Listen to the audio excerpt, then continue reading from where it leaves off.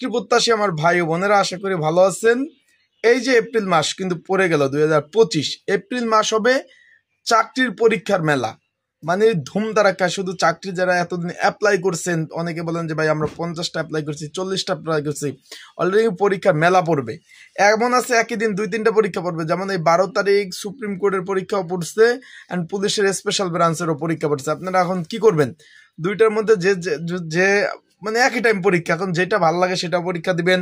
যেমন 18 তারিখ পরীক্ষা পড়ছে চা বোর্ডের একটা পরীক্ষা পড়ছে, তারপরে কিন্তু পরীক্ষা পড়ছে আপনার সরকারি কর্মচারী হসপিটালের। এখন যেটা মন দুইটা ভাই একসাথে দিতে পারবেন না।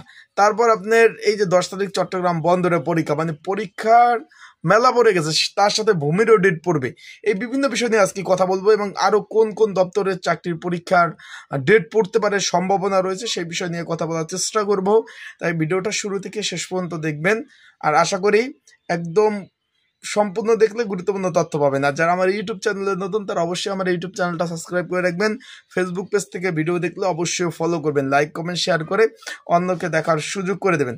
এখন বিষয়বস্তুটা হলো, এই প্রায় এক সপ্তাহ যাবৎ কিন্তু কোনো ধরনের কোনো ভিডিও আমি আপলোড দিতে পারি নাই, কারণ সকলেই জানেন ঈদের ছুটিতে বিভিন্ন জায়গায় ঘুরতে যাওয়ার কারণে কিন্তু এইরকম আর কিন্তু কোনো ভিডিও আপলোড দেওয়া হয় নাই, তার জন্য আমি দুঃখিত। এখন থেকে যেহেতু রেগুলারলি আবার আগের মতো চাকরির আপডেট তথ্য, কোন কোন নিয়োগ চলতেছে, সকল বিষয় নিয়ে ভিডিও আপলোড দেওয়ার চেষ্টা করব। এখন আমরা যে বিষয় ছিলাম, আপনারা সকলে জানেন যে অনেকে অ্যাপ্লাই করছেন।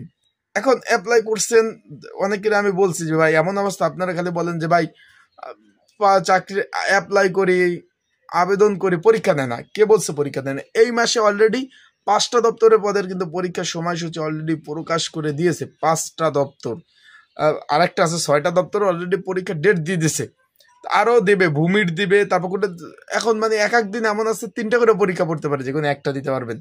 তার জন্য ভেবে চিন্তে, অনেকে আছেন যে সব একসাথে অ্যাপ্লাই করেন, তাদেরকে বলবো একটু ভেবে চিন্তে অ্যাপ্লাই করতে, কারণ একাধিক পদে অ্যাপ্লাই করলেন আর তারপরে একসাথে পরীক্ষা পড়লো, তাহলে কিন্তু আর কাজ হবে না। এখন এই মাসে কিন্তু 5টা দপ্তরের পরীক্ষা আছে।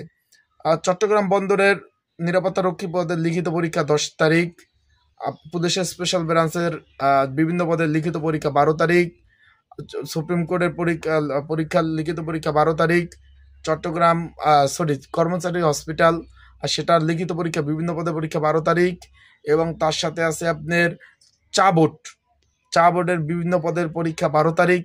দেখতে পাচ্ছেন এখন ভূমি রেকর্ডও জরিপ অধিদপ্তর পরীক্ষা ডেট পড়ে যাবে। এরপর আর কি কি পড়বে তার আগে বলে দেয়, আপনারা যারা পরীক্ষার্থী রয়েছেন, আপনাদের যদি কেউ সাজেশন প্রয়োজন হয়, যেহেতু লিখিত পরীক্ষা হচ্ছে, লিখিত পরীক্ষা এমসিকিউ পরীক্ষা, সাজেশন প্রয়োজন হলে স্ক্রিনের উপর হোয়াটসঅ্যাপ নাম্বার রয়েছে, ডিসক্রিপশন বক্সের নাম্বার রয়েছে, এই নাম্বারে আমার সাথে যোগাযোগ করতে পারেন, যোগাযোগ করে সাজেশন নিয়ে আপনারা পড়তে পারেন।